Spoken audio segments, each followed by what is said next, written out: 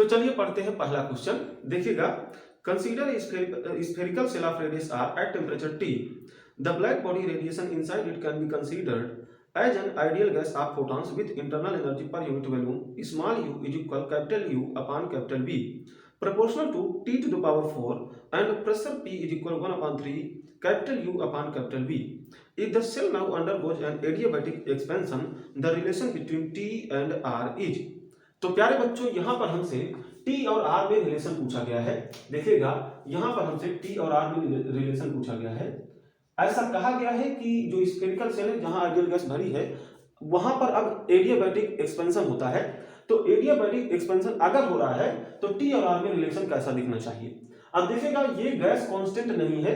यहां पर जो कैपिटल R है उसको प्यारे बच्चों स्फेरिकल सेल की रेडियस के लिए यूज किया गया है, इसलिए हमको T और रेडियस के बीच में है रिलेशन बताना है। ये गैस कांस्टेंट नहीं है, तो इससे कंफ्यूज मत होइएगा। ठीक प्यारे बच्चों, चलिए हमें T और R में रिलेशन देखना है। तो इसके लिए पहले जो भी यहाँ पर इंफॉर्मेशन दी गई है उनको भी लिख लेते हैं। तो यहाँ पे स्मॉल u जिसको बताया गया है capital U upon capital V proportional to T to the power 4, ये क्या है प्यारे बच्चों, ये है internal energy per unit value. देखिएगा, ये है internal energy per unit value. ठीक, अब हम देखेंगे प्यारे बच्चों प्रेशर कैसे बोला गया है। तो प्रेशर को किस तरीके से बोला गया है, तो प्रेशर को बोला गया है 1 अपान 3 capital U upon capital V, ऐसे बोला गया है। ठीक, तो इस तरीके से दो रिलेशंस हमको बताए गए हैं, हमको T और R में रिलेशन देखना है। तो चलिए प्यारे बच्चों क्वेश्चन को सॉल्व करेंगे। देखिएगा, अगर इस टर्म को मैं थोड़ा अलग से लिखूं तो देखिएगा U अपान कैपिटल V यहां पर बोला गया है proportional to T to the power 4। तो इसको थोड़ा सा और आगे अगर सॉल्व करें तो प्यारे बच्चों मैं इसको ऐसे लिख सकता हूं, सम कांस्टेंट, कोई भी constant into T to the power 4, ऐसे लिख सकते हैं। अब देखिए U अपान V की वैल्यू अगर मैं यहां रख दूं तो P और T में रिलेशन हमको मिल जाएगा। तो देखिएगा P और T में कैसा रिलेशन होगा, तो वो प्यारे बच्चों ऐसा रिलेशन हो जाएगा अगर इसकी वैल्यू हम यहां पर रख दें। अब देखिए, अगर मुझे T और R में रिलेशन चाहिए तो मुझे यहां पर किसी तरीके से V और T में रिलेशन चाहिए होगा। V और T का मतलब क्या है, वॉल्यूम और टेम्परेचर में रिलेशन। जैसे ही मुझे वॉल्यूम मिल जाएगा तो अगर किसी टाइम पर वॉल्यूम प्यारे बच्चों अगर किसी टाइम पर रेडियस कैपिटल R हो तो वॉल्यूम वहां पर क्या हो जाएगा, तो वो हो जाएगा 4 अपान 3 पाई R क्यूब प्यारे बच्चों, है ना। तो जैसे ही V और T में रिलेशन मिल जाएगा तो V की जगह पर हम इतना लिख देंगे। तो जैसे ही लिख देंगे तो इधर मिल जाएगा R का टर्म और इधर मिलेगा T का टर्म, तो R और T में रिलेशन मिल जाएगा और हमको R और T में ही रिलेशन चाहिए। ठीक, तो यहां से मुझे P वाला टर्म हटा देना चाहिए क्योंकि PT में रिलेशन से हमारा काम नहीं बनेगा, हमारा काम बनेगा VT में रिलेशन से। तो प्यारे बच्चों यहाँ P की जगह पर V आए, कैसे आए, अब देखिएगा इसके लिए हम आइडियल गैस इक्वेशन का यूज करेंगे। तो PV इज इक्वल nRT। ठीक, अब यहां से P की वैल्यू अगर हम रख दें तो इधर आ जाएगा nRT अपान V। ठीक, इधर मिलेगा 1 अपान 3 C T टू पावर 4। अब देखिएगा यहाँ पर प्यारे बच्चों एक टेम्परेचर से यहाँ पर एक टेम्परेचर कैंसिल होगा तो यहाँ T क्यूब बच जाएगा। अब देखिएगा और क्या है यहाँ पर, अब देखिए यहाँ पर अब ये V और T में रिलेशन मिल गया। मैं V की वैल्यू डायरेक्टली यहाँ पर डाले दे रहा हूँ और ये हो जाएगी 4 अपान 3 पाई R क्यूब। ठीक, R क्यूब। अब देखिएगा इस R से इस R को कैंसिल मत कर दीजिएगा, ये गैस कांस्टेंट है और ये प्यारे बच्चों रेडियस ऑफ सेल है। ठीक, इसको थोड़ा सा हम अलग से बना दे रहे हैं। वैसे तो गैस कांस्टेंट को कैपिटल R से ही दिखाते हैं, लेकिन यहाँ पर थोड़ा अलग करने के लिए मैं इसको R डैश से दिखाई दे रहा हूँ ताकि आप इससे कंफ्यूज ना हो। ठीक, अब मुझे T और R में रिलेशन चाहिए। तो देखिएगा प्यारे बच्चों यहाँ n R डैश 4 अपान 3 पाई और C 1 अपान 3 ये सारी चीजें कांस्टेंट है। बचा क्या, T और R, बाकी सारी चीजें कांस्टेंट है T और R को छोड़ करके। तो यहां से साफ साफ देखा जा सकता है कि जो T क्यूब है वो प्रोपोर्शनल है 1 अपान R क्यूब के, ऐसा साफ साफ देखा जा सकता है। ठीक, तो प्यारे बच्चों अगर हम क्यूब रूट ले लें दोनों साइड में तो ये कुछ ऐसा मिल जाएगा, ऐसा। तो प्यारे बच्चों ऐसा रिलेशन दिखने वाला है T और R में। चलिए देख लीजिएगा कि किस ऑप्शन में ऐसा दिया गया है। चलिए अब हम चलेंगे नेक्स्ट क्वेश्चन पर।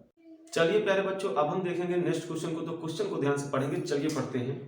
Consider an ideal gas confined in an isolated closed chamber. As the gas undergoes an adiabatic expansion, the average time of collision between molecules increases as V to the power q, where V is the volume of the gas, the value of q is। तो प्यारे बच्चों यहाँ पर हमें ये बताना है कि एडियाबैटिक एक्सपेंशन के दौरान जो एवरेज टाइम ऑफ कोलिजन है मॉलिक्यूल्स के बीच में, अगर v to the power q के हिसाब से इंक्रीज हो रहा है तो वैल्यू ऑफ q क्या होनी चाहिए। तो एक बार इसको समझें। यहां पर ऐसा बोला गया है कि आइडियल गैस के लिए एडियाबैटिक एक्सपेंशन होने लगता है, तो एडियाबैटिक एक्सपेंशन के दौरान जो मॉलिक्यूल्स के बीच का एवरेज टाइम ऑफ कोलिजन है प्यारे बच्चों, यानी कि जो टाउ है वो v to the power q के हिसाब से चेंज हो रहा है या इंक्रीज हो रहा है। तो यहां जो वैल्यू ऑफ q होगी वो क्या होनी चाहिए, ये हमको बताना है। तो चलिए प्यारे बच्चों क्वेश्चन को देखेंगे। देखिएगा बात है टाउ की, तो जो टाउ होता है वो प्यारे बच्चों होता है lambda upon V R M S.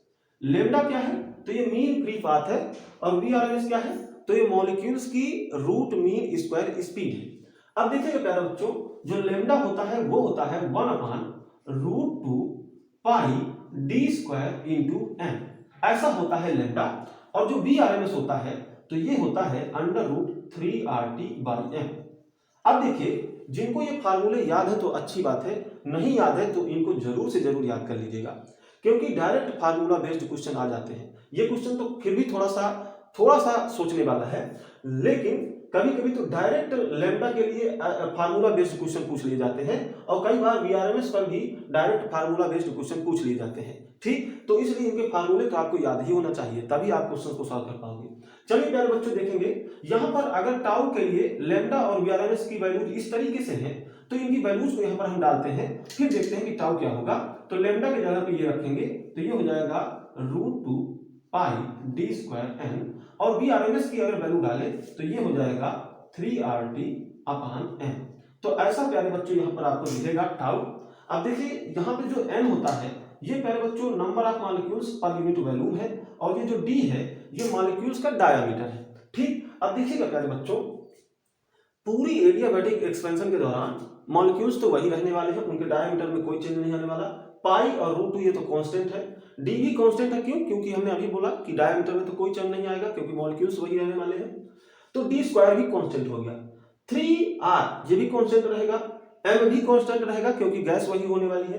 तो प्यारे बच्चों यहाँ पर √2 पाई डी स्क्वायर m और 3R ये सारी चीजें तो कांस्टेंट है, लेकिन T चेंज होगा क्योंकि यहाँ पर एडियाबैटिक एक्सपेंशन की बात है, तो P, V और T तीनों ही चेंज हो रहे होंगे। तो यहाँ पर देख लीजिएगा P, V, T तीनों ही चेंज हो रहे होंगे, तो T तो चेंज होगा, तो जो टाउ है वो T पर डिपेंडेंट होगा। लेकिन एक चीज देखिए, क्या ये n कांस्टेंट रहने वाला है?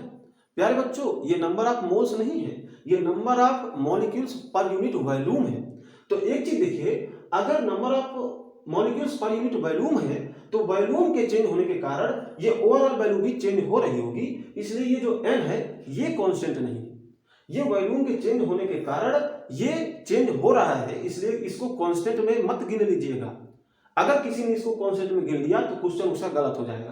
तो प्यारे बच्चों यहाँ पर n की भी वैल्यू डालो, और फिर ये भी देखो कि v भी किस तरीके से चेंज हो रहा है, तो v और t के हिसाब से ये चेंज होने लगेगा। तो देखिएगा प्यारे बच्चों, यहाँ हम थोड़ा सा इसको आगे लिख लेते हैं दोबारा से। तो यहाँ पर देखिएगा डायरेक्टली लिखूंगा मैं, यहाँ पर n की वैल्यू अगर मैं कैपिटल N/V डाल लूं तो प्यारे बच्चों आप देख सकते हो कि जो v है यहाँ से ऊपर पहुंच जाएगा। तो यहाँ एक चीज देखिए, ये n, ये जो कैपिटल N है ये कांस्टेंट है क्योंकि ये नंबर ऑफ मॉलिक्यूल्स है, तो गैस में नंबर ऑफ मॉलिक्यूल्स तो उतने ही है। चेंज ये हो रहा था, इसकी वजह से number of molecules per unit volume change हो रहा था, लेकिन नंबर ऑफ मॉलिक्यूल्स चेंज नहीं है। तो प्यारे बच्चों इस बार ये कांस्टेंट है लेकिन ये चेंज हो रहा है, समझ लीजिएगा। तो जो टाउ है वो किस पर डिपेंडेंट है, तो मैं डायरेक्टली लिखे जा रहा हूं। तो यहां से आप सब लोग समझ गए हो कि v और √t पर ये डिपेंडेंट होने वाला है। और कैसे, तो देखिएगा जो टाउ है प्यारे बच्चों डिपेंडेंट होगा v और √t पर, ऐसा हम यहां से देख सकते हैं।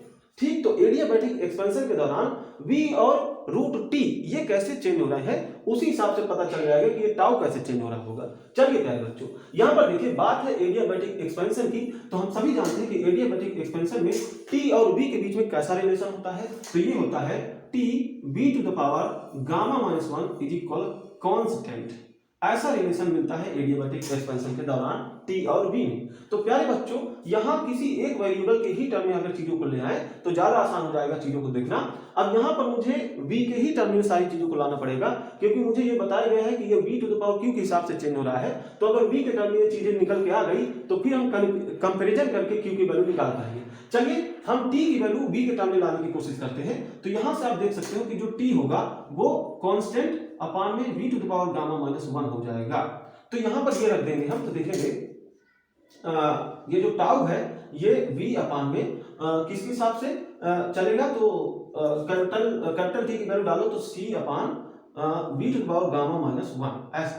अब देखिए यहां पर अंडर रूट c ये तो कांस्टेंट है, तो फिर से इसको लेने की जरूरत नहीं है। तो टाउ जो किस पर डिपेंडेंट हो जाएगा, ये प्यारे बच्चों आपको दिखेगा ये v तो ऊपर पहले से ही था, v तो ऊपर पहले से ही था, ये root v to the power gamma minus 1 इसके साथ और आ जाएगा, क्या आ जाएगा, root v to the power gamma minus 1, ये इसके पावर में है, ठीक, ये इसके पावर में है।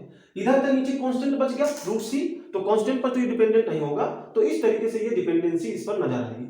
अब देखिए इसको और अधिक सॉल्व करें तो नजर आएगा कैसा, तो v into v to the power gamma minus 1 और रूट, ये रूट है तो इसको हमने क्या बना सकते हैं, इसको 1/2 लिख सकते हैं, ठीक है। रूट 2 को अगर आप लिखो रूट 2x तो x टू द पावर 1/2 ऐसा भी लिख सकते हो, तो रूट को हटा करके हमने इसको ऐसा लिख लिया। अब देखिए ये v है इंटू ये v, तो यहाँ पर टाउ जो हो जाएगा, सॉरी यहाँ पर प्रोपोर्शनलिटी का साइन लगाएंगे, तो देखिएगा जो टाउ है वो प्रोपोर्शनल हो जाएगा प्यारे बच्चों v 1 प्लस गामा माइनस 1/2, तो इसको और अधिक अगर सॉल्व करें तो ये नजर आएगा प्रोपोर्शनल v 2 इधर आ जाएगा, तो गामा प्लस 1/2 ये बच जाएगा।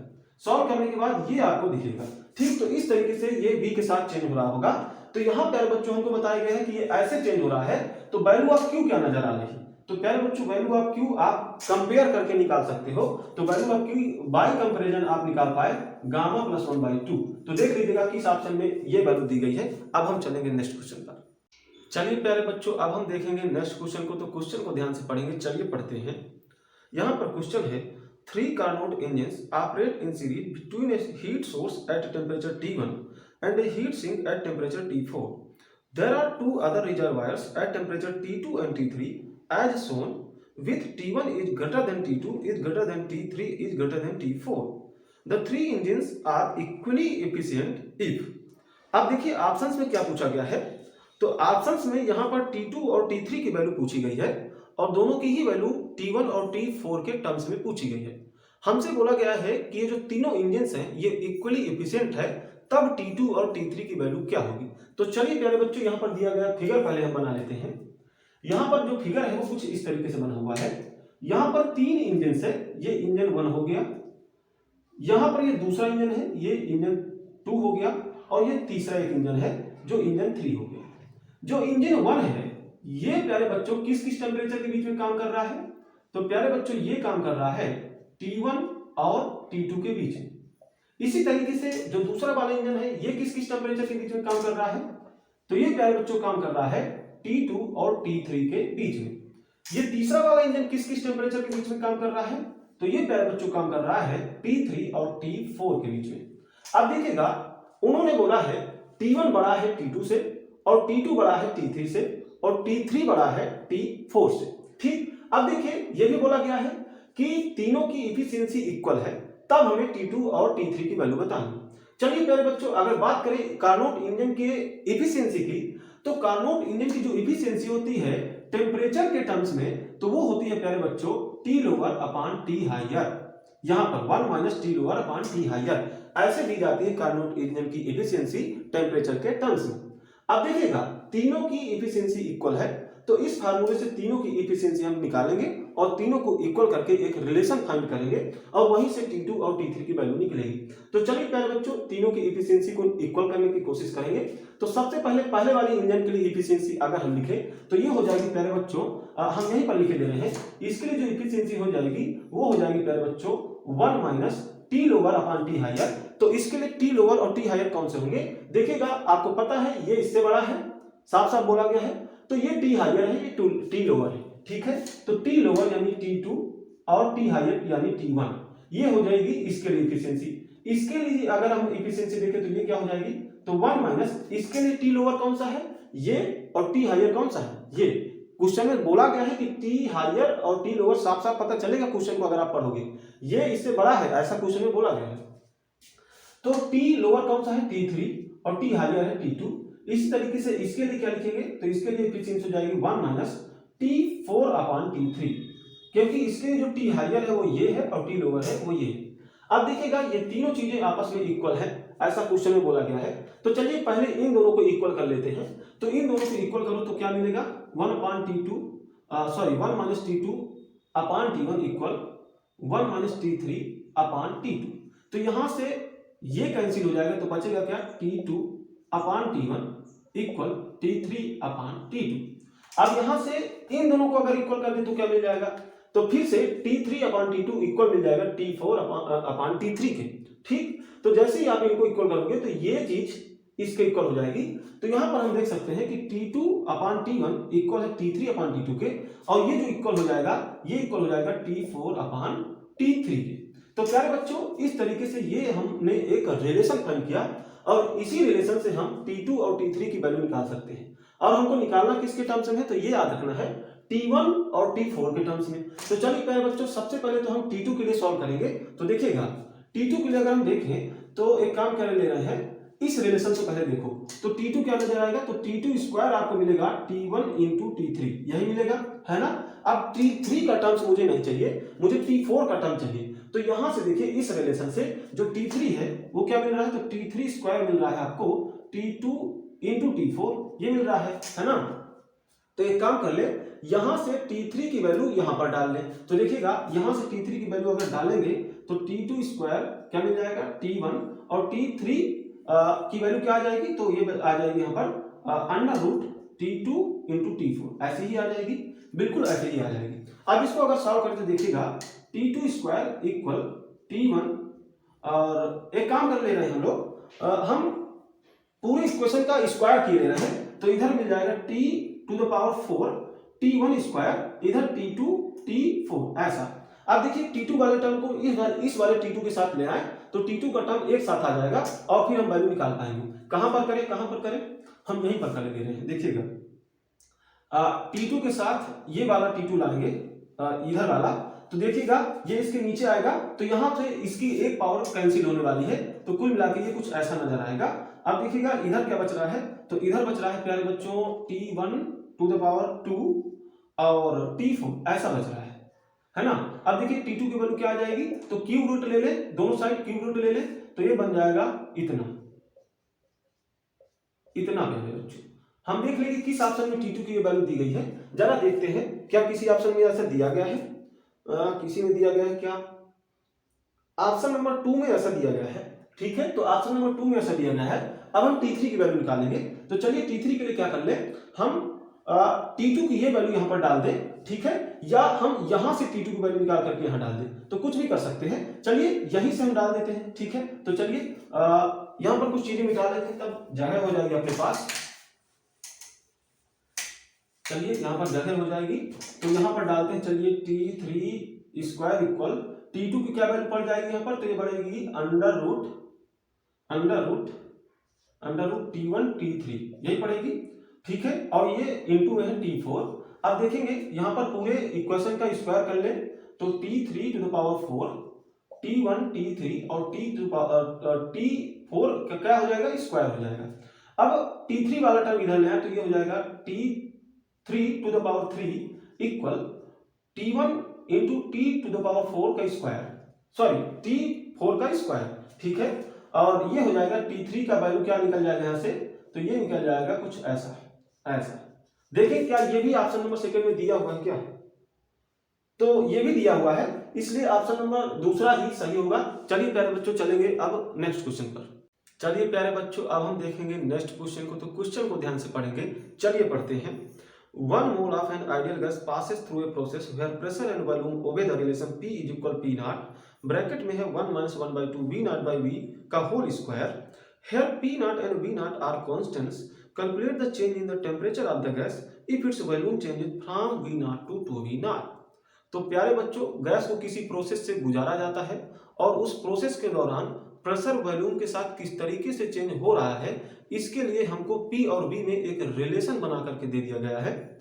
और हमसे पूछा गया है कि अगर जो वॉल्यूम है वो इस प्रोसेस के दौरान वी नॉट से टू वी नॉट तक चेंज हो जाता है तो जो चेंज इन टेम्परेचर होगा इस पूरी प्रोसेस के दौरान वो कितना रहेगा, वो कैसा रहेगा। तो चलिए प्यारे बच्चों, हमको बताना है चेंज इन टेम्परेचर, लेकिन इसमें सबसे पहले तो हम उसी को लिखेंगे जो यहाँ पर दिया गया है। तो प्यारे बच्चों यहाँ पर क्या दिया गया है, यहाँ पर एक पीवी में रिलेशन बताया गया है, और वो रिलेशन कैसे बताया गया है, तो वो बताया गया है कुछ इस तरीके से, P equal P naught 1 minus 1/2 V naught by V का होल स्क्वायर। ऐसा ही रिलेशन दिया गया है, देख लेते हैं एक बार, क्वेश्चन में चेक कर लेते हैं, बिल्कुल ऐसा ही रिलेशन दिया गया है। अब उन्होंने कहा कि इस प्रोसेस के दौरान अगर वॉल्यूम वी नॉट से टू वी नॉट तक चेंज हो रहा है तो टेम्परेचर कितना चेंज हुआ होगा, या चेंज इन टेम्परेचर कितना होगा, यानी डेल्टा टी की वैल्यू हमको बतानी। ठीक, चलिए प्यारे बच्चों बताते हैं। अब एक चीज देखिए, यहां पर इस प्रोसेस के लिए पी और वी में रिलेशन तो आपको पता है, आपको बताया गया है कि इस प्रोसेस में जो वॉल्यूम है वो वी नॉट से टू वी नॉट तक चेंज हो गया है। ठीक, और हमको बताना है चेंज इन टेम्परेचर। तो देखिए प्यारे बच्चों, अगर मैं यहां पर किसी तरीके से वी और टी में रिलेशन ले आऊं, यानी वी और टी में रिलेशन, यानी वीटी का एक इक्वेशन अगर मैं फाइंड कर लूं, तो प्यारे बच्चों मुझे ये तो पता है कि वॉल्यूम कैसे चेंज हो रहा है, तो इस रिलेशन को यूज करके मैं ये भी बता पाऊंगा कि टेम्परेचर कैसे चेंज होगा। काम क्या होगा हमारा, एक बार मैं क्या करूंगा, एक बार मैं वॉल्यूम डालूंगा वी नॉट। ठीक, तो जब वॉल्यूम वी नॉट रहा होगा तब टेम्परेचर कितना रहा होगा ये मिल जाएगा। ठीक, यानी कि यहाँ का अगर टेम्परेचर मैं मानू टी, जब वॉल्यूम वी नॉट था तब का अगर टेम्परेचर मानू टी, तो टी की वैल्यू पता चल जाएगी। अब प्यारे बच्चों, अगर इसी इक्वेशन में मैं वॉल्यूम की वैल्यू डालूंगा टू वी नॉट, तो यहां पर जो टेम्परेचर रहा होगा उसकी वैल्यू पता चल जाएगी। अगर मैं मानूं कि यहां पर टेम्परेचर टी डैश था तो टी डैश की वैल्यू पता चल जाएगी। अब प्यारे बच्चों, इससे फायदा यह होगा कि अगर हम टी और टी डैश की वैल्यू फाइंड कर लिए तो डेल्टा टी कितना हो जाएगा, टी डैश माइनस टी, तो यहाँ टी डैश और टी की वैल्यू भी निकल जाएगी और डेल्टा टी की वैल्यू निकल जाएगी। तो चलिए प्यारे बच्चों, सबसे पहले तो मुझे बी और टी में रिलेशन चाहिए होगा, तो एक काम करते हैं, यहाँ पर पी और बी में रिलेशन हमको पता है, तो अगर बी और टी में रिलेशन चाहिए तो इसके लिए मुझे आइडियल गैस इक्वेशन का यूज करना पड़ेगा, और आइडियल गैस इक्वेशन होती है पीवी इक्वल एनआरटी। यहाँ पर प्यारे बच्चों बी और टी में रिलेशन हमको पता है, लेकिन यहाँ पर पी का भी टर्म है, हमें पी का टर्म नहीं चाहिए। तो प्यारे बच्चों, इस पी के टर्म को हटाएंगे, पी की वैल्यू यहां से उठा करके इसको यहां पर रख देंगे। चलिए इस पी की जगह पे ये डालेंगे तो ये हो जाएगा P naught 1 minus 1/2 V naught by V का होल स्क्वायर इंटू ये वाला वी इज इक्वल एनआरटी। अब ये रिलेशन प्यारे बच्चों वी और टी में रिलेशन हो गया। अब यहां पर मुझे टेम्परेचर चाहिए। इनिशियल कंडीशन पर जो टेम्परेचर है वो टी नॉट है और फाइनली जो टेम्परेचर है वो टी डैश है।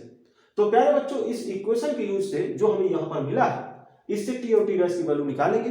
तो चलिए, जब टेम्परेचर टी है तब वैल्यू कितना है, वी नॉट, तो एक बार वैल्यू की वैल्यू डालते हैं वी नॉट। तो चलिए वैल्यू की वैल्यू डालेंगे वी नॉट, तो यहां टेम्परेचर मिल जाएगा टी। चलिए P naught 1 minus 1/2 V naught upon V की वैल्यू कितनी डालूंगा, वी नॉट स्क्वायर और वी की जगह पे V naught is equal N R T प्यारे बच्चों। तो देखिएगा वी नॉट से वी नॉट कैंसिल, यहां मिलेगा क्या, यहां पे 1 ही मिल गया, ठीक है, और तो कुछ मिलेगा नहीं यहां पर। तो ये कितना मिल गया, 1 माइनस 1/2, या मैं कहूं कि 1/2 into V naught is equal N R T. तो यहां पे जो टेम्परेचर मिल गया वो मिल जाएगा P naught V naught by 2 N R. तो प्यारे बच्चों, ये तो इनिशियल कंडीशन पर टेम्परेचर हो गया। अब देखिए इसी इक्वेशन में मुझे टी डैश की वैल्यू के लिए जो वॉल्यूम की वैल्यू है वो डालनी पड़ेगी 2v नॉट। तो चलिए इसी इक्वेशन में अब हम 2v नॉट डालते हैं वॉल्यूम की जगह पर। तो देखेंगे तो p not 1 minus v not, यहां पर 1/2 भी है तो वो भी लिखकर चलिएगा, ब्रैकेट में आपको ये काम करना है। तो v नॉट और v की जगह पे क्या डालूंगा इस बार, 2v नॉट, यहां पर स्क्वायर भी है और इस v की जगह पर भी 2v naught is equal N R, और इस बार टेम्परेचर यहां पर हम मानेंगे टी डैश, क्योंकि यहां पर हमने टेम्परेचर माना है टी डैश, तो यहां पर टेम्परेचर की जगह पर इस बार लिख लेंगे टी डैश। चलिए अब देखेंगे इसको सॉल्व करेंगे। तो वी नॉट से वी नॉट कैंसिल, तो प्यारे बच्चों यहां पर बचेगा 1/4 हो जाएगा स्क्वायर करने के बाद। तो 1/4 और 1/2 के साथ मल्टीप्लाई होकर के 1/8, फिर 1 से सब्ट्रैक्ट करोगे तो 7/8, कितना 7/8 और इधर है 2v नॉट। तो एक काम करो इस 2 से इस 8 को कैंसिल करोगे तो 7/4 वी नॉट इस तरीके से मिल जाएगा nRT डैश। यहां से टी डैश की जो वैल्यू है वो मिल जाएगी और वो हो जाएगी 7/4 P naught V naught by N. अब प्यारे बच्चों मुझको चाहिए डेल्टा टी यानी टी डैश माइनस टी, तो इसमें से इसको सब्ट्रैक्ट करेंगे। चलिए, तो 7/4 P naught V naught by N R minus P naught V naught by 2 N, ये ना यही हो जाएगा। अब देखिए थोड़ा सा आसान बनाने के लिए इसमें ऊपर और नीचे 2 से मल्टीप्लाई कर दें, तो इधर 2 इधर 4, तो डिनोमिनेटर सेम हो गए, तो अब डायरेक्टली हम सब्ट्रैक्ट कर सकते हैं। ये हो जाएगा 5/4 P naught V naught by N. तो हम देख लेंगे कि किस ऑप्शन में ये आंसर दिया गया है। आप लोग चेक कर लीजिएगा, जिस भी ऑप्शन में होगा वही सही होगा। चलिए प्यारे बच्चों चलेंगे हम नेक्स्ट क्वेश्चन पर।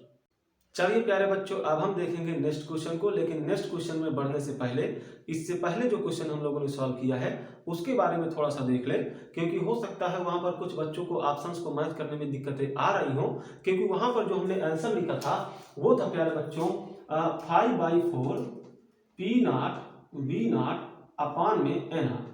लेकिन अगर आप ऑप्शंस को देखो तो कहीं भी एन का टर्म नहीं दिख रहा है। ऐसा इसलिए है क्योंकि क्वेश्चन में साफ साफ बोला गया है कि जो सारी बातें हैं ना वो 1 मोल गैस के लिए है। इसका मतलब यहाँ पर वैल्यू ऑफ n 1 है, तो n की जगह पर आपको 1 डाल देना है। तो जैसे ही आप यहाँ पर 1 रखोगे तो प्यारे बच्चों आपका जो आंसर है वो मैच करने लग जाएगा। तो बहुत सारे बच्चे तो इसको समझ गए रहे होंगे, लेकिन कुछ लोग नहीं भी समझ पा रहे होंगे, तो उनके लिए मैंने ये बता दिया। चलिए अब हम देखेंगे नेक्स्ट क्वेश्चन को, और क्वेश्चन को ध्यान से पढ़ेंगे। तो चलिए पढ़ते हैं, देखिएगा क्वेश्चन क्या है। क्वेश्चन है under an adiabatic process the volume of an ideal gas gets doubled, consequently the mean collision time between the gas molecule changes from τ1 to τ2 if Cp/Cv is equal gamma for this gas, then a good estimate for τ2 upon τ1 is given by। तो प्यारे बच्चों अभी हमने कुछ देर पहले बिल्कुल ऐसा ही question solve किया था। वहां पर भी जो प्रोसेस थी वो एडियाबैटिक ही थी, और वहां पर भी हमसे टाउ के बारे में ही पूछा गया था। तो चलिए प्यारे बच्चों देखिएगा, यहाँ पर ये बोला गया है कि एक एडियाबैटिक प्रोसेस है। इस प्रोसेस के दौरान जो वॉल्यूम है वो V से 2V हो जाता है, या मैं ये कह सकता हूं कि जो वॉल्यूम है वो डबल हो जाता है। इन्होंने ऐसा बोला है कि वॉल्यूम डबल हो जाता है, यानी कि अगर इनिशियली वॉल्यूम V था तो फाइनली 2V हो जाता है। ठीक, लेकिन अगर प्यारे बच्चों इस कंडीशन पर जो मीन कोलिजन टाइम है वो τ1 था, तो अगर जब वॉल्यूम V था तब अगर मीन कोलिजन टाइम τ1 हो, और फाइनली जब वॉल्यूम डबल हो चुका है, अगर उस समय जो मीन कोलिजन टाइम τ2 हो चुका है, तो प्यारे बच्चों हमको ये बताना है कि τ2 अपान τ1 कितना होगा। तो यहां पर भी टाउ के बारे में ही जानकारी पूछी गई है, वहां पर भी यही पूछा गया था। ठीक, और प्यारे बच्चों प्रोसेस भी एडियाबैटिक थी। अब देखिए वहां पर हमने ये देखा था कि जो टाउ है वो वॉल्यूम के साथ किस तरीके से चेंज होगा, या टाउ और वी में डिपेंडेंसी हमने देखी थी। अब दोबारा से हम इस क्वेश्चन को फिर से नहीं सॉल्व करेंगे, हम डायरेक्टली जानते हैं पिछले क्वेश्चन से कि जो टाउ है वो वी पर कैसे डिपेंडेंट होता है। तो प्यारे बच्चों जो टाउ था वो किस तरीके से डिपेंडेंट निकला था, तो वो ऐसे निकला था, ऐसे ऐसे प्यारे बच्चों ऐसे। अब इस चीज को कि ये कैसे आया है इसको आप पिछले क्वेश्चन में जाकर देखें, क्योंकि दोबारा से उतना ही काम करना पड़ेगा। तो क्यों करें जब एक बार हम कर चुके हैं। टाउ और वी में ऐसी डिपेंडेंसी मिलेगी, आप एक बार वहां से जाकर देख ले। तो प्यारे बच्चों इसके यूज से हम इस क्वेश्चन को सॉल्व कर लेंगे। चलिए प्यारे बच्चों देखिएगा, अगर हम यहां से देखें τ2 अपान τ1 कितना होगा, तो प्यारे बच्चों देखिएगा यहां पर ये हो जाएगा v2 अपान v1, और होल पावर में हो जाएगा गामा प्लस 1/2। अब देखिए v2 क्या हो चुका है 2v, यानी बिल्कुल डबल हो चुका है, ऐसा हम यहां से देख सकते हैं। तो आगे अगर इसको सॉल्व करें तो v2 की जगह पर हम रखेंगे 2v, और v1 की जगह पर हम रखेंगे v, और होल पावर में गामा प्लस 1/2। अब देखिए v से v कैंसिल, तो यहाँ पर प्यारे बच्चों जो τ2 अपान τ1 मिल गया है वो 2 to the power gamma plus 1/2 मिल चुका है। ठीक, तो चलिए देखते हैं कि कौन सा आंसर मैच कर रहा है। तो देखेंगे प्यारे बच्चों, तो एक चीज देखिएगा कि इसमें कोई भी आंसर मैच नहीं कर रहा है। ऐसा इसलिए क्योंकि प्यारे बच्चों हमने τ2 अपान τ1 की वैल्यू निकाली है, इन्होंने क्वेश्चन में दिया भी यही है, लेकिन आंसर में प्यारे बच्चों इन्होंने इसका आंसर न लेकर के इसका दिया है टाउ अपान τ2 के। ठीक, टाउ 2 अपान टाउ 1 के लिए ना देकर के टाउ 1 अपान टाउ 2 के लिए दिया है, तो आप भी प्यारे बच्चों इसके लिए क्या करो, इनवर्स कर लो, दोनों साइड उल्टा कर लो, यानी कि टाउ 1 अपान टाउ 2। तो क्या हो जाएगा, अगर इधर उल्टा कर लिया तो इधर भी उल्टा हो जाएगा, यानी प्यारे बच्चों ये मिल जाएगा 1/2 और होल पावर में गामा प्लस 1/2, और इस हिसाब से आपका जो फोर्थ ऑप्शन है वो सही हो जाएगा। चलिए प्यारे बच्चों अब हम चलेंगे नेक्स्ट क्वेश्चन पर। चलिए प्यारे बच्चों अब हम देखेंगे नेक्स्ट क्वेश्चन को, तो क्वेश्चन को ध्यान से पढ़ेंगे। चलिए पढ़ते हैं। A Carnot engine operating between temperatures T1 and T2 has efficiency 1/6. When T2 is lowered by 62 Kelvin, its efficiency increases to 1/3. Then T1 and T2 are respectively. यहाँ पर ये कहा गया है कि एक कार्नोट इंजन है जो कि टेम्परेचर T1 और T2 के बीच में काम कर रहा है। अब इसकी इफिशियंसी 1/6 है, लेकिन अब अगर प्यारे बच्चों टेम्परेचर T2 62 केल्विन घटा दिया जाए तो इसकी जो एफिशिएंसी है वो 1/3 हो जाती है। तो प्यारे बच्चों T2 और T1 की वैल्यू क्या होगी ये हमको बताना है। अब देख लीजिए किसी भी ऑप्शन में अगर आप देखो तो जो T1 की वैल्यू है वो T2 से ज्यादा बताई गई है। इसका मतलब यहाँ पर जो T1 है वो हायर टेम्परेचर है और T2 लोअर टेम्परेचर है। अब चलिए प्यारे बच्चों इस क्वेश्चन को सॉल्व करते हैं। अगर हम कार्नोट इंजन की एफिशिएंसी लिखें टेम्परेचर्स के टर्म्स में तो ये प्यारे बच्चों होती है 1 - T lower upon T higher. अब यहाँ पर जो T लोअर है वो T2 है और जो T हायर है वो T1 है।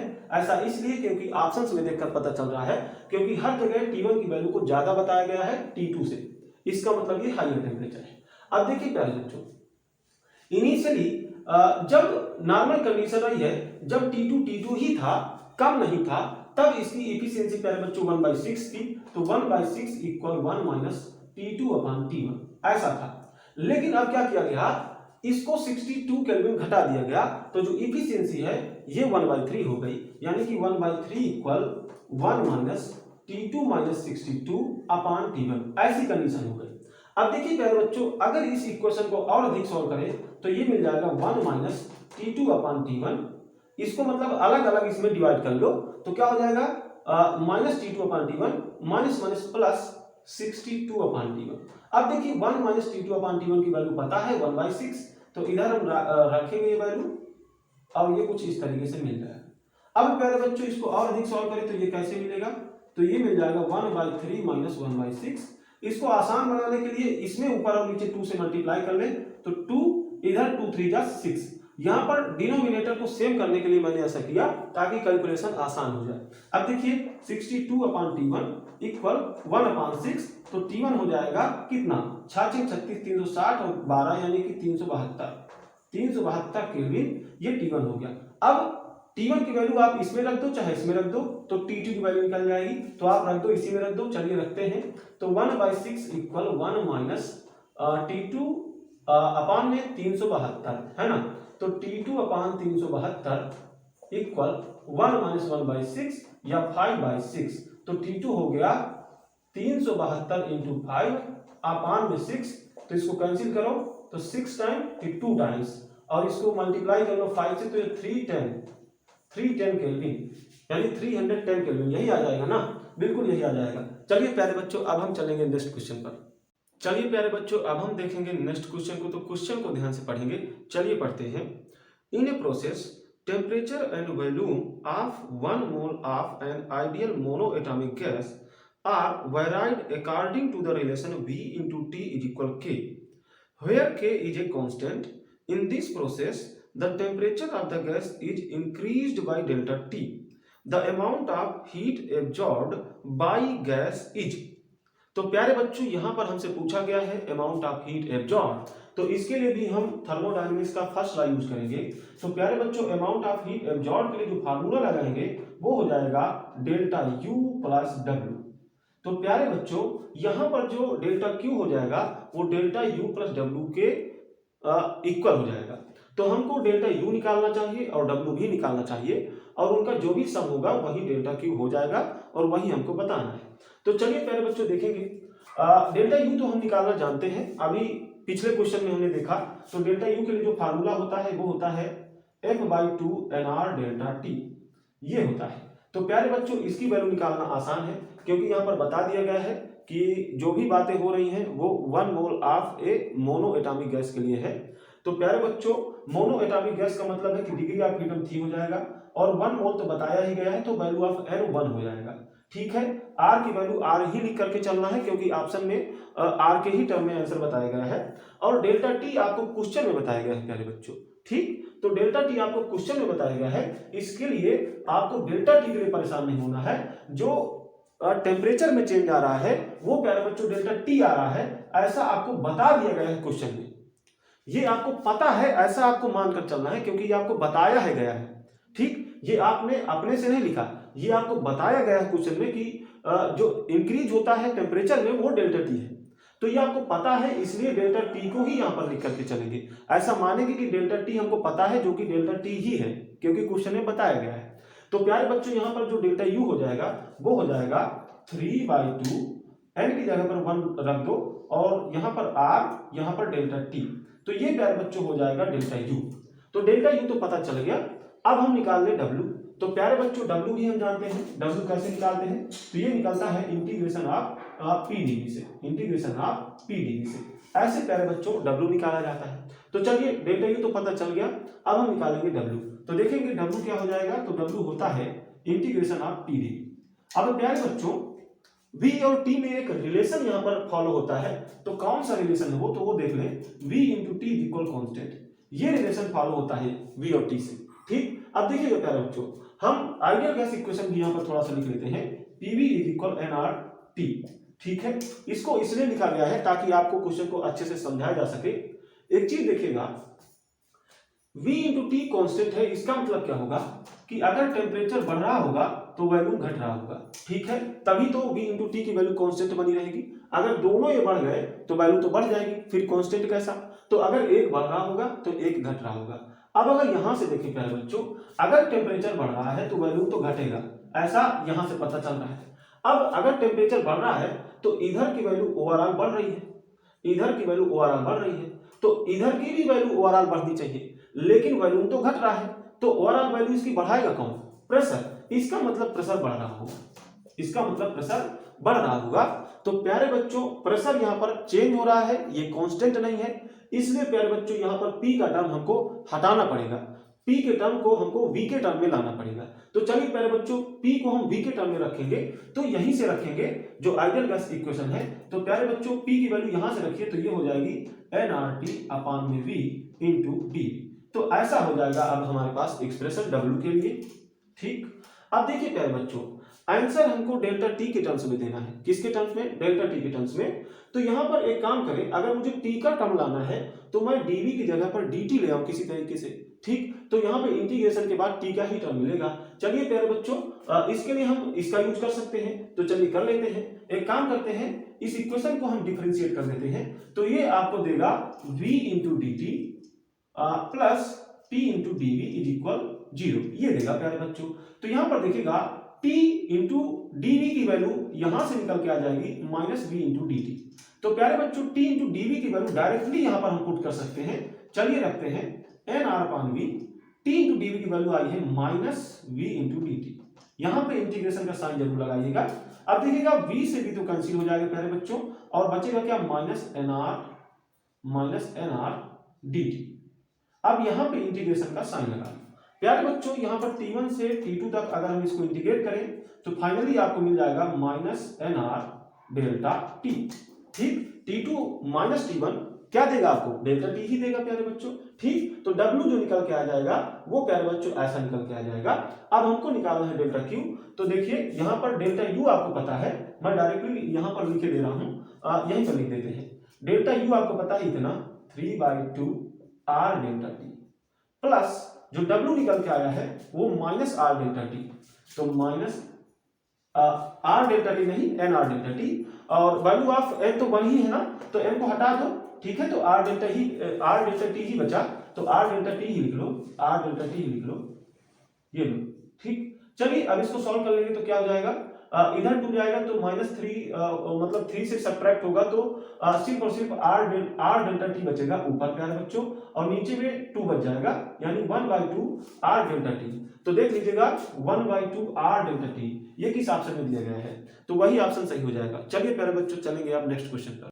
चलिए प्यारे बच्चों अब हम देखेंगे नेक्स्ट क्वेश्चन को, तो क्वेश्चन को ध्यान से पढ़ेंगे। चलिए पढ़ते हैं। Consider a gas off triatomic molecules. The molecules are assumed to be triangular and made of massless rigid rods whose vertices are occupied by atoms. The internal energy of a mole of the gas at temperature T is। तो प्यारे बच्चों ये तो बहुत ही आसान question हो गया। Temperature T पर हमको इंटरनल एनर्जी बताना है और जो मॉलिक्यूल्स हैं वो कैसे हैं, तो ये है प्यारे बच्चों ट्राइएटॉमिक नॉन लीनियर, ये ध्यान देना है, ट्राइएटॉमिक नॉन लीनियर।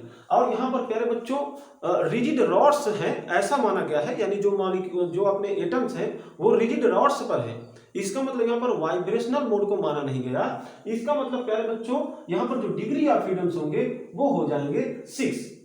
जब वाइब्रेशनल मोड को कंसीडर ना किया गया हो तो try atomic non linear molecules के लिए जो डिग्री ऑफ फ्रीडम होती है वो होती है 6 प्यारे बच्चों। अब यहाँ पर टेम्परेचर T पर मुझे इंटरनल एनर्जी बताना है, तो इंटरनल एनर्जी के लिए जो फार्मूला होता है वो होता है प्यारे बच्चों ये।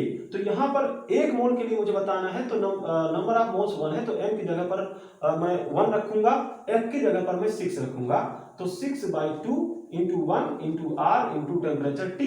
टेम्परेचर T बोला गया है क्वेश्चन में, ठीक। अब देखिएगा यहाँ ये 3 टाइम चला जाएगा तो ये बच जाएगा 3RT। तो देखें किसी ऑप्शन में अगर ये दिया हुआ है तो वही सही हो जाएगा, आप लोग मैच कर लीजिएगा। चलिए प्यारे बच्चों चलेंगे नेक्स्ट क्वेश्चन पर। चलिए प्यारे बच्चों अब हम देखेंगे नेक्स्ट क्वेश्चन को, तो क्वेश्चन को ध्यान से पढ़ेंगे। चलिए पढ़ते हैं। Cp and Cv are specific heats at constant pressure and constant volume respectively. It is observed that Cp minus Cv is equal A for hydrogen gas and Cp minus Cv is equal B for nitrogen gas. The correct relation between A and B is।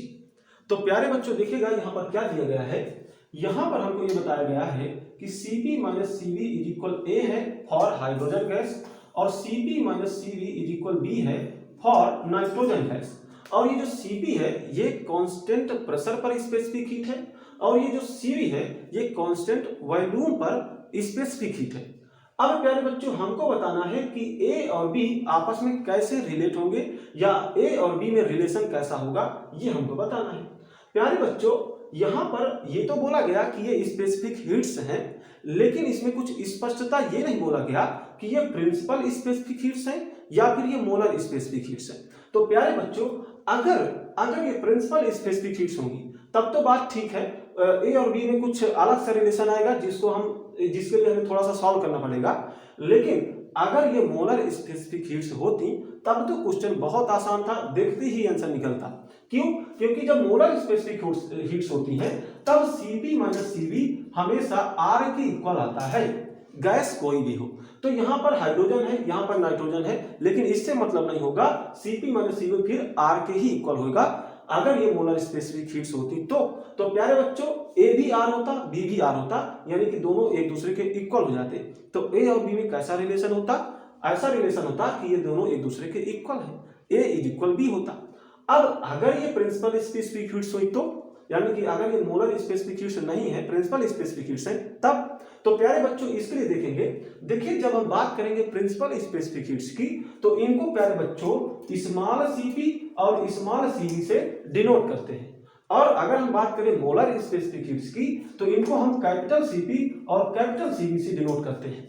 अब ये तो constant pressure पर specific heats हो गई principal specific heat, ये constant volume पर principal specific heat, ये constant pressure पर मोलर स्पेसिफिक हीट, ये कांस्टेंट वॉल्यूम पर मोलर स्पेसिफिक हीट। अब प्यारे बच्चों इनमें एक रिलेशन होता है, यानी मोलर स्पेसिफिक हीट और प्रिंसिपल स्पेसिफिक हीट्स में एक रिलेशन होता है। तो वो रिलेशन कैसा होता है उसको जरा देखिएगा। जो कैपिटल Cp होगा वो होगा molecular weight into small Cp, और ऐसा ही रिलेशन कैपिटल Cv और स्मॉल Cv के बीच में भी होता है, यानी कि कैपिटल Cv जो होगा वो molecular weight into small c।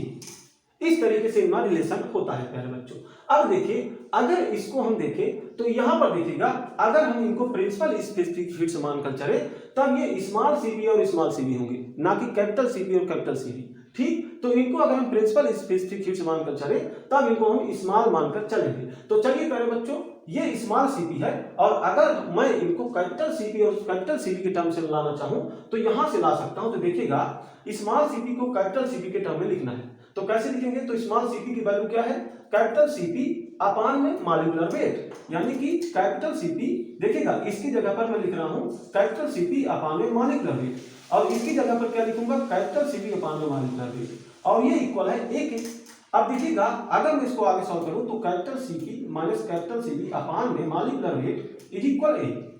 अब प्यारे बच्चों, कैपिटल सीपी और कैपिटल सीपी क्या है? ये मोलर स्पेसिफिक हीट्स हैं।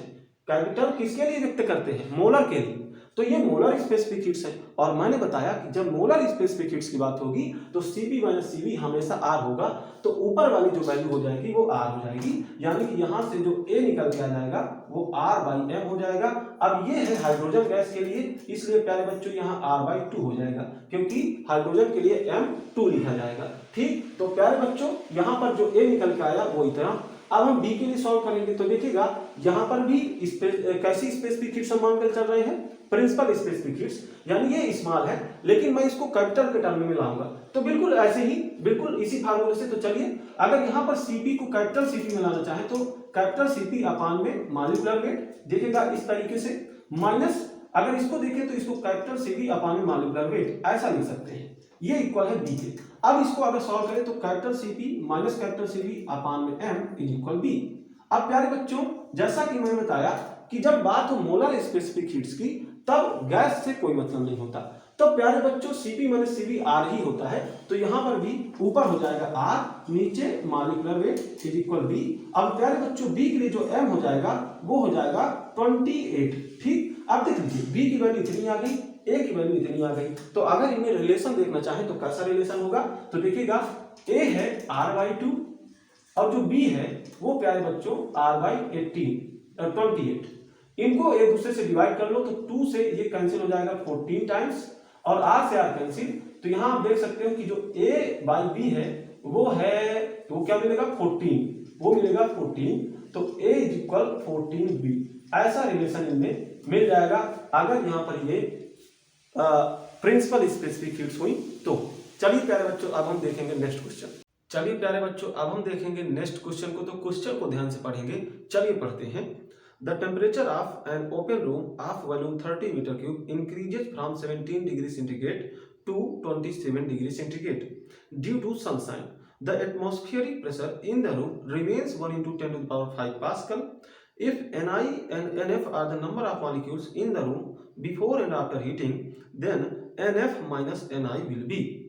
तो चलिए प्यारे बच्चों, एक बार इस क्वेश्चन को और हम यहाँ पर समझते हैं। उन्होंने कहा है कि एक ओपन रूम है और उस रूम का जो वॉल्यूम है वो 30 मीटर क्यूब, ऐसा इन्होंने कहा है।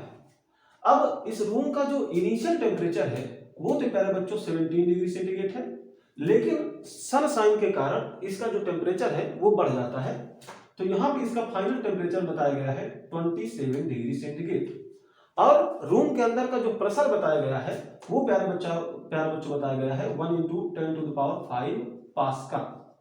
ठीक, ये बताया गया है हमको कि जब हीटिंग नहीं हुई है, यानी हीटिंग के पहले प्यारे बच्चों जब टेम्परेचर इतना था तब रूम के अंदर नंबर ऑफ मॉलिक्यूल्स Ni है, और जब हीटिंग हो चुकी है, जब यानी कि टेम्परेचर जब इतना हो गया है तब जो नंबर ऑफ मॉलिक्यूल्स है वो Nf हो गए हैं, तो हमको बताना है Nf माइनस Ni। ठीक है, ये मुझको बताना है। चलिए प्यारे बच्चों, इस क्वेश्चन को सॉल्व करने के लिए मुझको आइडियल गैस इक्वेशन का यूज करना पड़ेगा, तो आइडियल गैस इक्वेशन हम लिख लेते हैं PV = nRT। यहां पर मुझे प्रेशर पता है, वॉल्यूम पता है, R तो कांस्टेंट ही है, सबको पता रहता है, टेम्परेचर पता है, दो टेम्परेचर्स हैं, एक ये, तो दो बार इस इक्वेशन का यूज करेंगे। एक बार ये टेम्परेचर लिखेंगे तब इनिशियल कंडीशन में नंबर ऑफ मॉलिक्यूल निकलेंगे, और एक बार ये वाला टेम्परेचर रखेंगे तो फाइनल कंडीशन के लिए नंबर ऑफ मॉलिक्यूल्स निकल जाएंगे, फिर उनका हम डिफरेंस ले लेंगे।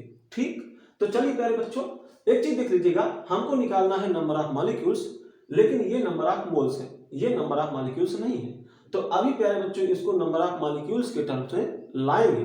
तो चलिए कैसे लाएंगे, देखिए एक मोल में कितने नंबर ऑफ मॉलिक्यूल्स होते हैं, तो 6.023 इंटू 10 टू द पावर 23, या इसी को हम बोलते हैं कि एवोगाड्रो नंबर के बराबर मॉलिक्यूल होंगे एक मोल में। तो प्यारे बच्चों अगर n मोल्स हैं तो कितने नंबर ऑफ मॉलिक्यूल्स हो जाएंगे, तो n इंटू एवोगाड्रो नंबर, क्योंकि एक मोल में नंबर ऑफ मॉलिक्यूल्स कितने होते हैं, एवोगाड्रो नंबर के बराबर, तो n मोल में कितने हो जाएंगे, तो n से मल्टीप्लाई कर दो। यानी प्यारे बच्चों अगर मैं मानूं कि number of molecules n dash है तो ये होंगे number of moles into Avogadro number. अब प्यारे बच्चों अगर नंबर ऑफ मोल्स देखें नंबर ऑफ मॉलिक्यूल्स के टर्म्स में तो ये हो जाएगा n डैश अपॉन n, आप यहां से देख सकते हो।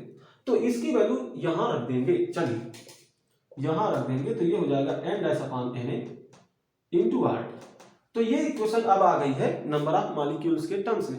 अब चलिए प्यारे बच्चों एक बार ये टेम्परेचर रखो तो ni निकलेगा, एक बार ये रखो तो nf निकलेगा, फिर उनका डिफरेंस भी हम निकाल लेंगे। चलिए रखते हैं, p तो आपको पता है 10 टू द पावर 5, v पता है 30, n डैश इनिशियल कंडीशन के लिए ni है तो ni लिख लो, n डैश की जगह पर ni लिख लो, r अभी रखे रहो चुपचाप, ठीक है। T क्या है प्यारे बच्चों, तो इनिशियली 17 डिग्री सेंटीग्रेड, इसको केल्विन में बदलो यानी 290 केल्विन, तो 290, ठीक। अब प्यारे बच्चों नीचे Na है, इसको रखे रहो, ये तो कांस्टेंट होता है 6.023 into 10 to the power 23।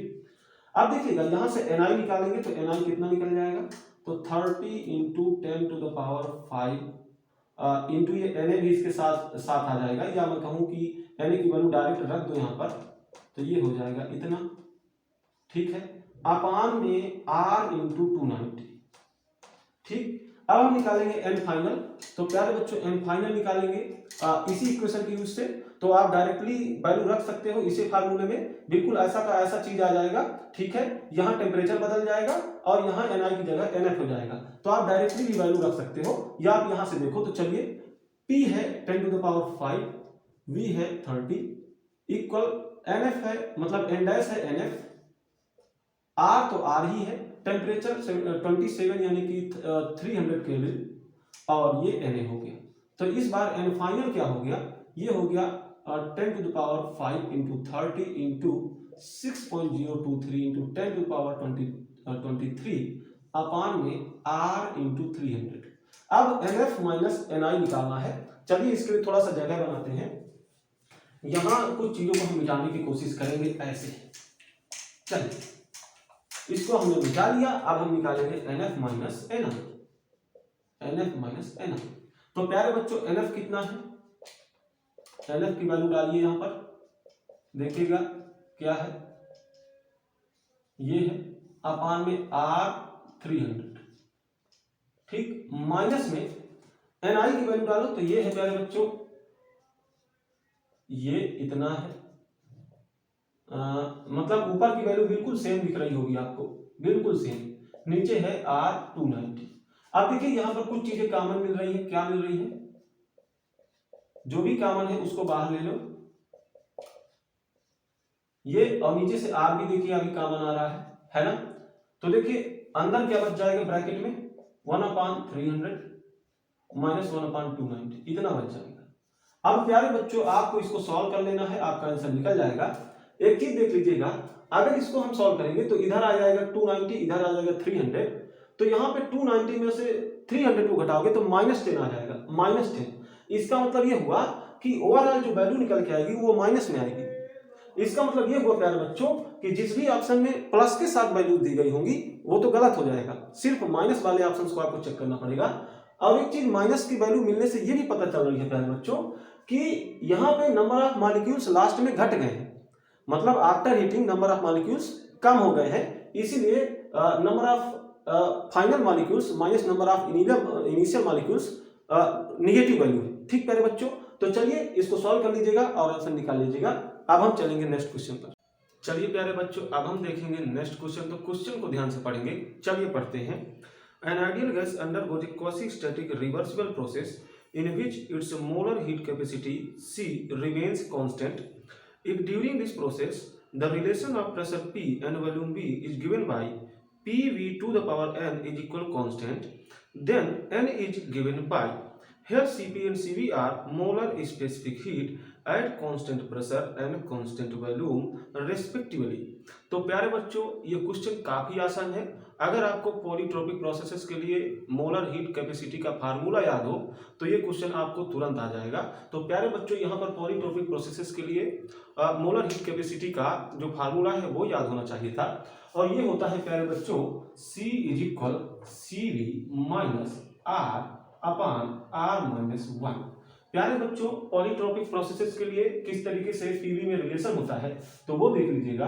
Polytropic process में जो पीवी में रिलेशन दिखेगा वो कुछ ऐसा दिखेगा, ऐसा प्यारे बच्चों constant P V to the power R is equal constant, तो ऐसा रिलेशन दिखेगा। और ऐसा ही रिलेशन क्वेश्चन में दिखाया गया है पी और वी के बीच में, ऐसा P V to the power N is equal constant. तो ऐसा रिलेशन दिखाया गया है, तो इसको देख करके हमको ये पता चल रहा है कि यहाँ पर पॉलीट्रोपिक प्रोसेस हो रही है, इसलिए पॉलीट्रोपिक प्रोसेस के लिए जो मोलर हीट कैपेसिटी होती है उसी का फार्मूला यहाँ पर लगाया जाएगा। तो वो होता है प्यारे बच्चों ये। अब देख लीजिएगा यहाँ पर R की जगह पर N है, तो R की जगह पर N डाल देंगे। तो चलिए C is equal CV minus R upon N-1। अब प्यारे बच्चों मुझे N की वैल्यू निकालनी है, तो इसको सॉल्व करेंगे। N को एक साइड ले जाने की कोशिश करेंगे। तो चलिए प्यारे बच्चों n का जो टर्म है उसको एक साइड ले आओ ताकि हम इसको सॉल्व कर पाए। तो ये प्यारे बच्चों कुछ ऐसा हो जाएगा। अब एक काम करें कि n-1 को उधर ले जाए, तो R upon CV minus C is equal n-1। अब -1 को इधर ले आए तो n की वैल्यू निकल जाएगी। तो इधर देखिएगा जो n दिखेगा वो क्या दिखेगा, तो R अपान में CV माइनस C और -1 इधर आ जाएगा यानी +1 के साथ। तो प्यारे बच्चों इसको सॉल्व कर ले तो देखिएगा ये क्या आ जाएगा R plus CV minus C अपान में CV माइनस C। तो प्यारे बच्चों ये आंसर रहने वाला है। लेकिन अगर आप ऑप्शंस को देखो तो कहीं भी R का टर्म नहीं आ रहा है। तो प्यारे बच्चों आप सब लोग जानते हो कि अगर Cp और Cv मोलर हीट कैपेसिटीज हैं तो यहाँ पर जो Cp माइनस Cv होता है वो R के इक्वल होता है, और जो Cp हो जाएगा वो हो जाएगा R प्लस Cv। आप माइनस Cv को उधर ले जाओ तो ये प्लस Cv हो जाएगा और R में ऐड हो जाएगा। तो प्यारे बच्चों यहाँ पर देखिए, यहाँ पर R प्लस Cv की जगह पर Cp लिखा जा सकता है। तो R प्लस Cv की जगह पर यहाँ पर हम Cp लिख लेंगे। तो n is equal Cp minus C अपान में Cv माइनस C। अब देखें तो किसी भी ऑप्शन में ये आंसर भी नहीं मैच कर रहा है। ऐसा इसलिए है क्योंकि उन्होंने इसको ना देख करके एक काम ये किया है कि इन्होंने ऊपर और नीचे -1 से मल्टीप्लाई कर लिया है। तो हम कर सकते हैं, सेम नंबर से हम ऊपर और नीचे मल्टीप्लाई कर सकते हैं। तो चलिए कर लेते हैं, -1 से ऊपर और नीचे मल्टीप्लाई कर लें तो जो C है वो इधर आ जाएगा और Cp उधर चला जाएगा, यानी C माइनस Cp, और नीचे भी यही काम हो जाएगा ऐसा। तो प्यारे बच्चों देख लीजिएगा कि ये जो आंसर है ये किस ऑप्शन में दिया गया है। चलिए प्यारे बच्चों चलेंगे अब नेक्स्ट क्वेश्चन पर। चलिए प्यारे बच्चों अब हम देखेंगे नेक्स्ट क्वेश्चन को। तो क्वेश्चन को ध्यान से पढ़ेंगे, चलिए पढ़ते हैं। देखिएगा, a 15 gram mass of nitrogen gas is enclosed in a vessel at a temperature 27 degree centigrade. Amount of heat transferred to the gas so that RMS velocity of molecules is doubled is about. तो प्यारे बच्चों question को एक बार और समझ लेते हैं। इन्होंने ये कहा है कि एक इनक्लोज्ड वेसल है, एक इनक्लोज्ड वेसल है जिसमें नाइट्रोजन गैस को भरा गया है।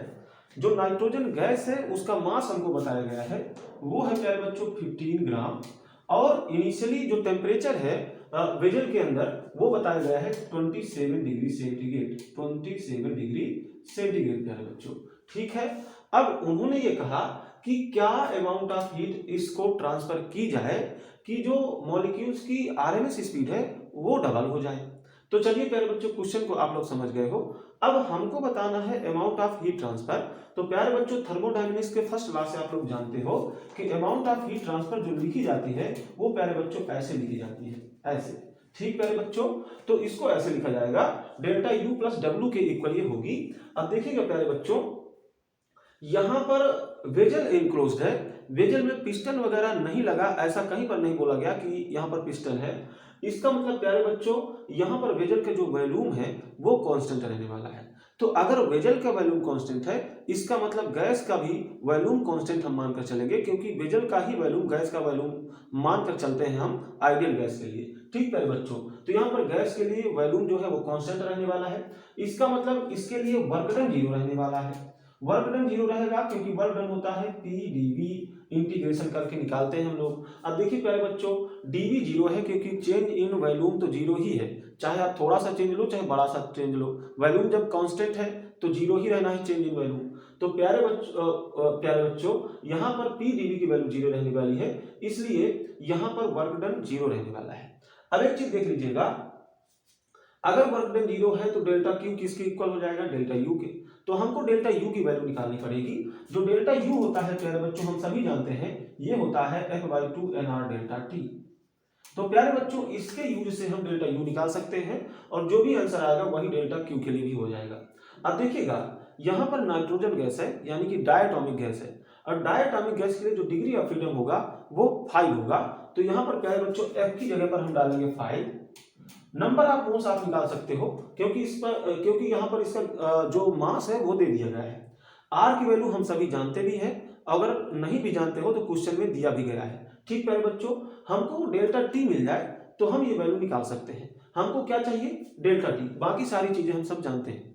ठीक, डेल्टा टी क्या होगा, VRMS स्पीड डबल होने के बाद जो टेम्परेचर है वो माइनस इनिशियली जो टेम्परेचर है वो। तो इनिशियली जो टेम्परेचर है वो तो हमको पता है, लेकिन VRMS स्पीड के डबल होने के बाद क्या टेम्परेचर है उसको निकाल लें।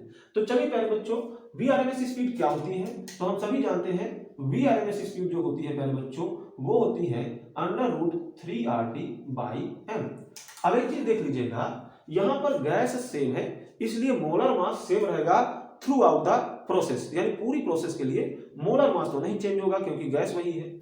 3R तो कांस्टेंट ही है। तो VRMS किस पर डिपेंडेंट है, ये प्यारे बच्चों √T पर डिपेंडेंट है, यानी कि मैं ऐसा बोल सकता हूं कि VRMS प्रोपोर्शनल होने वाला है √T के। तो प्यारे बच्चों इसके यूज से हम लिखेंगे, देखिएगा इनिशियली अगर VRMS हम मान लें कि इनिशियली VRMS स्पीड ऐसी है, VRMS 1 ऐसी VRMS स्पीड इनिशियली है, ऐसा हम मान के चले। और अगर हम रेशियो लें इसका फाइनली जो VRMS है उसके साथ, यानी कि VRMS 2, इसको हम फाइनली जो VRMS है उसको मान करके चल रहे हैं। तो प्यारे बच्चों ये क्या होगा, ये हो जाएगा √T1/T2, यानी इनिशियल टेम्परेचर अपॉन में फाइनल टेम्परेचर। क्यों, ऐसा हम यहां से बोल सकते हैं कि अगर हम फाइनल इनिशियल और फाइनल VRMS का रेशियो लें तो प्यारे बच्चों यहां से आप देख सकते हो कि वो आएगा √T1/T2। चलिए प्यारे बच्चों इसको सॉल्व करते हैं। यहां पर इन्होंने बोला है कि जो फाइनल VRMS है वो इनिशियल VRMS का डबल हो चुका है। इसका मतलब VRMS 2 की वैल्यू 2 × VRMS 1 है, 2 × VRMS 1 है। तो प्यारे बच्चों VRMS 1 से VRMS 1 कैंसिल हो जाएगा। अब मुझे चाहिए T2 की वैल्यू, T1 तो मुझको पता है।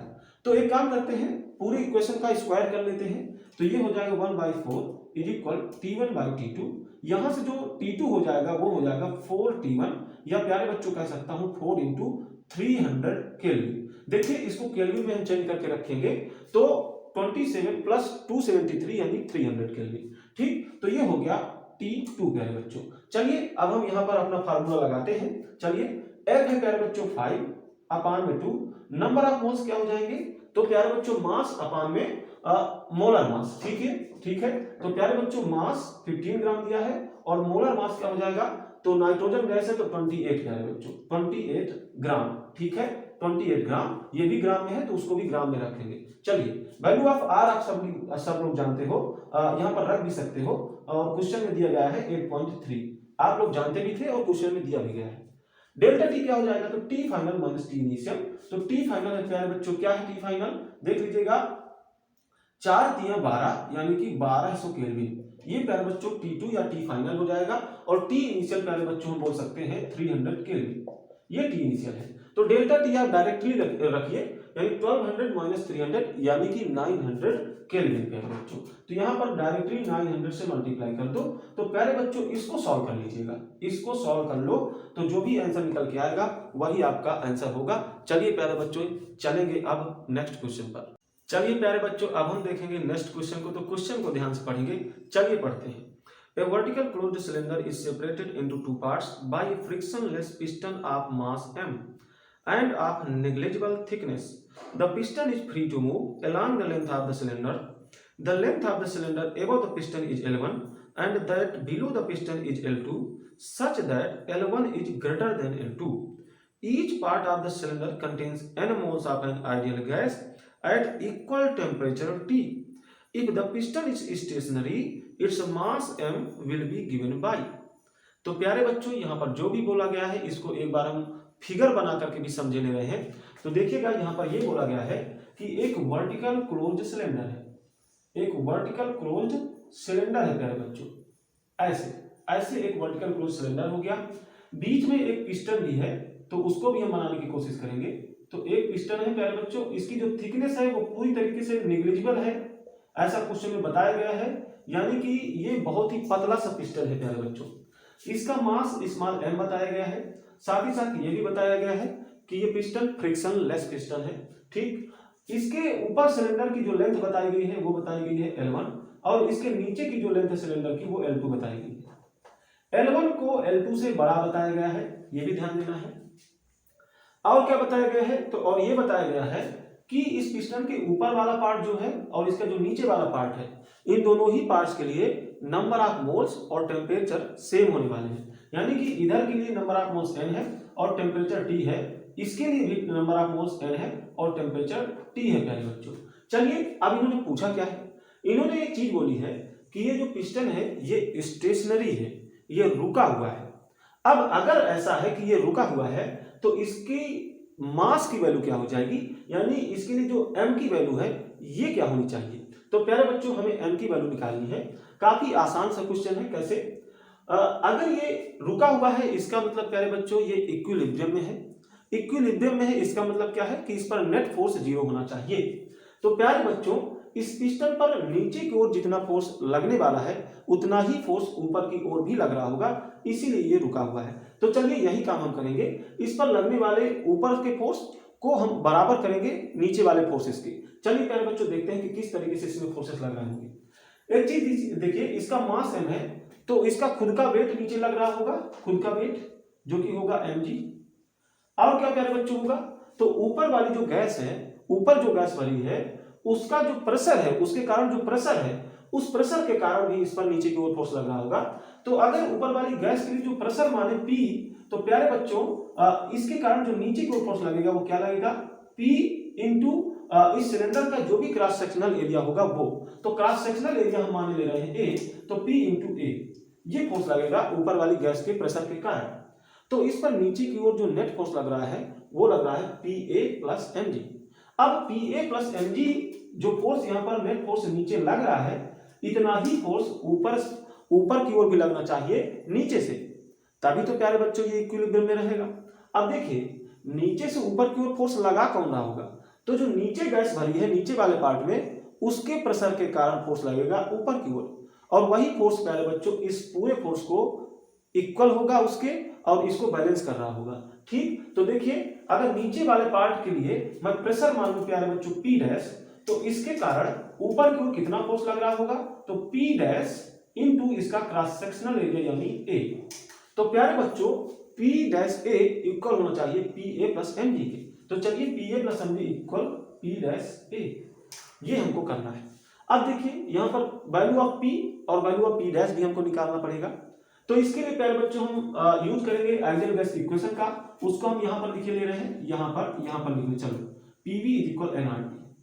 ठीक, अब देखिए जो प्रेशर P है वो इधर वाले गैस के लिए है, इसका मतलब यहाँ पर इस इक्वेशन में जो n है वो इधर वाले के लिए डाला जाएगा, T भी इधर वाले के लिए डाला जाएगा और V भी इधर वाले के लिए डाला जाएगा, तभी प्यारे बच्चों इधर वाले के लिए प्रेशर निकलेगा। ठीक, तो चलिए प्यारे बच्चों इधर वाले के लिए प्रेशर निकालने के लिए इधर की ही सारी वैल्यू डाली जाएंगी। चलिए तो इधर प्रेशर तो हमने P ही माना है, तो P की जगह पर P ही रखे रहो। वैल्यू इधर के लिए क्या हो जाएगा, तो इसका जो क्रॉस सेक्शनल एरिया है वो इंटू इधर इस पार्ट के लिए जो लेंथ है वो, तो प्यारे बच्चों A इंटू L1 ये वैल्यू हो जाएगा is equal number of moles तो n बताए गए हैं, R आप सबको पता ही है और टेम्परेचर भी कैपिटल T ही बताया गया है। ठीक, अब जो P हो जाएगा वो क्या हो जाएगा, तो nRT अपान में AL1 ये P हो गया। अब प्यारे बच्चों हमें P डैश निकालना है, तो इसी इक्वेशन से ये भी निकलेगा। तो यहाँ पर P डैश है इसलिए P की जगह पर P डैश डालो, और यहाँ पर वॉल्यूम क्या है, तो क्रॉस सेक्शनल एरिया ए तो पूरे सिलेंडर के लिए वही रहेगा, लेकिन इस पार्ट की जो लेंथ है वो अलग है और ये है L2। तो प्यारे बच्चों इसके लिए जो वैल्यू है वो A × L2 होगा। और नंबर ऑफ मोल्स सेम है जैसा यहाँ पर थे और टेम्परेचर भी सेम है, इसलिए इधर की वैल्यू बिल्कुल ऐसी की ऐसी रहेगी nRT। तो प्यारे बच्चों यहाँ पर P डैश क्या हो जाएगा nRT अपान में Al2। अब प्यारे बच्चों P और P डैश की वैल्यू यहाँ पर डालेंगे, चलिए डालते हैं। तो P की जगह पर है nRT अपान में Al1 इंटू ये वाला A plus Mg is equal P dash की वैल्यू डालो तो ये हो जाएगी nRT अपान Al2 इंटू ये वाला एरिया। एरिया से एरिया कैंसिल हो जाएगा इधर इधर से। अब बचा क्या, तो nRT यहां पर डायरेक्टली सॉल्व करो, इस पूरे पार्ट को इधर ले जाओ क्योंकि हमें m की वैल्यू चाहिए, तो केवल और केवल m इधर रखेंगे, बाकी सारी चीजों को उधर ले जाएंगे। तो चलिए डायरेक्टली सॉल्व करते हैं। m क्या हो जाएगा, तो nRT अपान L2 माइनस ये वाला nRT अपान L1, और इस पूरे के अपान में g जाएगा तो हम ऐसा भी लिख सकते हैं कि 1/g ऐसा। ठीक, तो ये हो गई वैल्यू ऑफ m। इसको थोड़ा सा और अधिक हम सॉल्व कर सकते हैं, चलिए सॉल्व किए रहे हैं। m इज इक्वल nRT को हम बाहर ले सकते हैं, तो nRT अपान में g और यहां बचेगा 1/L2 माइनस 1/L1। तो प्यारे बच्चों ये रहेगा इसके लिए आंसर। तो अगर ऑप्शंस में देखो तो यहां पर ऐसा नहीं दे करके इसको थोड़ा सा और सॉल्व किया गया है, तो आप सॉल्व कर सकते हो। इसको सॉल्व कर लो तो डायरेक्टली सॉल्व करो तो L1 माइनस L2 अपान में L1 इंटू L2 ये बन जाएगा। तो मैं यहां पर बना दे रहा हूं L1 माइनस L2 अपान में L1 इंटू L2।